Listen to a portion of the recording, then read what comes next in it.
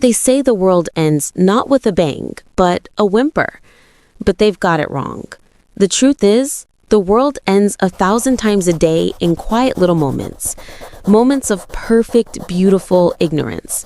Like that morning.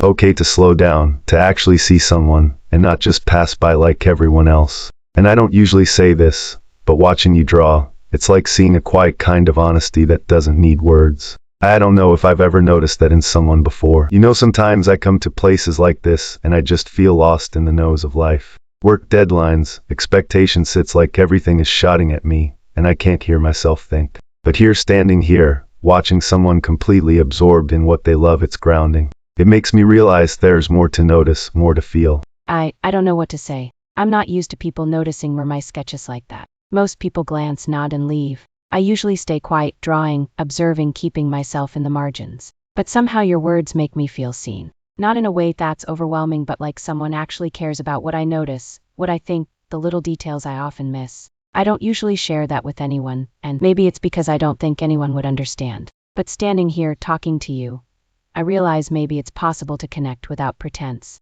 Just honestly. You ever think about how some people just appear? Out of nowhere, no warning, no reason. They just walk into your life and suddenly everything shifts. I used to believe connections had to be earned or forced into shape.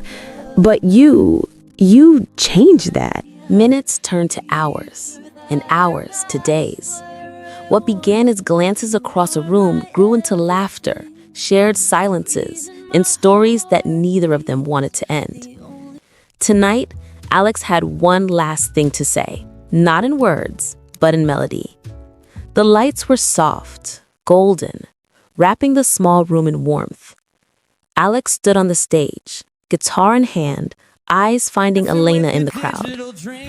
I used to think love was loud, he began softly, voice steady but full of feeling, full of sparks, noise, and chaos. But then I met someone who showed me it could be still, quiet. I think this is what they call happily ever after.